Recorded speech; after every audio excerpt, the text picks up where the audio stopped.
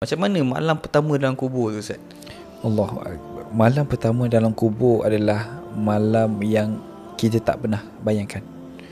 Sebab bila mana kita duduk dalam kubur, ketika itulah kita sorang-sorang. Adakah isteri kita datang? Adakah ibu ayah kita datang? Naam, mereka datang. Sebab nak menguburkan jenazah kita. Lalu bila mana kita tengok daripada bawah, tengok seorang, tengok menangis, ada yang baca Yasin. Kita duduk happy, at least kita ada peneman. Oh, ada ibu ayah aku, ada isteri aku, ada suami aku, ada anak-anak aku.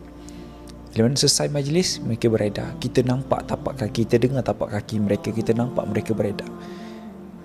Lonely, keseoranganlah kita. Ketika itulah datang satu cahaya, kata para ulama, datang seorang cahaya, satu cahaya datang kepada kita. Apa itu cahaya? Cahaya itu datang kepada kita. Wahai fulan, kata cahaya, janganlah kamu takut.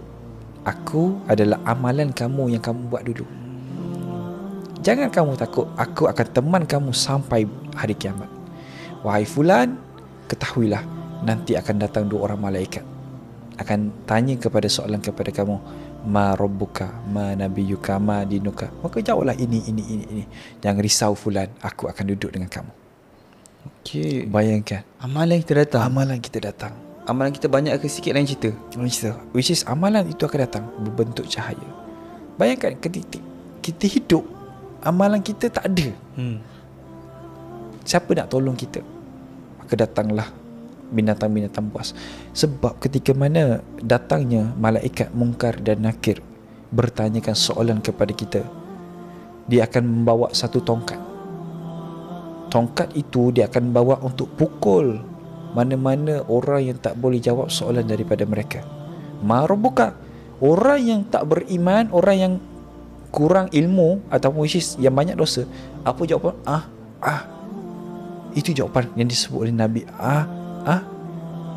Dia tak tahu nak sebut macam mana, dia tak tahu apakah jawapan dia. Padahal kita tahu dah kan. Tapi itu akan jawab adalah keimanan kita.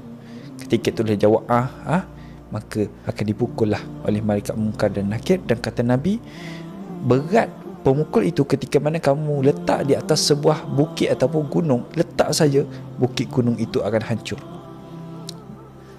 Tongkat itulah yang akan memukul. Berapa lama malaikat akan tanya soalan kepada kita? Ada ulama kata 7 hari, ada kata sebulan, ada kata 3 hari. Lepas baru dah tak ada tanya soalan. Kamu terimalah azab kubur. Kamu menikmatilah kehidupan kamu kalau kamu orang beriman. Which is kita akan duduk dengan family kita. Kalau bayangkan kita duduk dengan family kita, semua family beriman. Kalau kita lah pergi umrah kan, pergi travel, mesti kita nak duduk seat dekat-dekat atas flight. Kalau lah ayah kita, ibu kita duduk seat jauh-jauh, tak best kan. Macam itulah bila mana kita sampai di alam barzakh, kita tengok rupanya adik-beradik aku bukan orang beriman, adik-beradik aku banyak dosa, ditempatkan di satu roh yang tidak beriman, satu roh yang banyak dosa.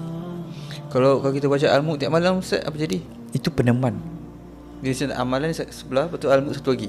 Betul. Itu antara peneman kita bila mana duduk di alam kubur. Dan Al-Mulk ni adalah satu yang Al-Mulk lah paling besar. Tapi lain-lain amalan insya-Allah membantu kita. Sedekah kita, solat kita, dan whatever is sedekah ilmu yang kita sampaikan, insya-Allah. Bayangkan kalaulah Yusuf postkan video ni, nauzubillah, tiba-tiba kita 30 tahun kita meninggal. Lama mana orang tengok video ni, lama berapa banyak yang dapat manfaat daripada video ni, kita di alam kubur kita akan dapat saham. Contoh orang yang share video ni, bila dia mati, selama mana video yang dia share ada di media sosial dia, selama mana orang tengok, selama mana orang dapat manfaat, dia duduk di alam kubur, dia akan dapat pahala yang berteruskan. Ustaz boleh share tak satu je, kan macam-macam berlaku dari si jenis ular lah yang datang dalam kubur semua kan. Ustaz boleh share satu je azab yang memang duduk dekat dengan dalam hati Ustaz, azab dalam kubur ni khas untuk viewer-viewer yang masih tak baca Al-Mulk sebelum tidur, Ustaz? Ular lah. Ular akan membelik dan akan mematuk. Bukan tak baca Al-Mulk, orang yang banyak dosa. Al-Mulk ni adalah satu, ialah peneman kita. Bukan orang tak baca ilmu tu boleh patut ular. Taklah. Sebab kita ada banyak amalan lain. Ada orang tak baca ilmu, ada orang baca surah lain. Tapi itu antara surah yang boleh menyelamatkan kita daripada azab kubur. Yang paling bahaya ular lah. Ular itu bila mana dia belik badan kita, ni setengah ulama cuma gambaran the real pandangan wallahu alam. Dia akan belik kita, dia akan patuk kita. Maka datanglah binatang-binatang yang kita tak tahu daripada mana akan menyakitkan kita. Anak-anak akan makan, semua-semua akan makan jasad-jasad kita. Benda tu lah benda yang kita tengok, uish, risau. Hari ni kalau orang kata tak apa Ustaz, saya berani dengan ular. Ular yang kita akan jumpa di alam kubur, bukan kita jumpalah, kalau orang yang tidak beriman akan jumpa, adalah ular yang sangat ganas, ular yang sangat memang kita tak pernah nampak dan sangat besar. Sebab itulah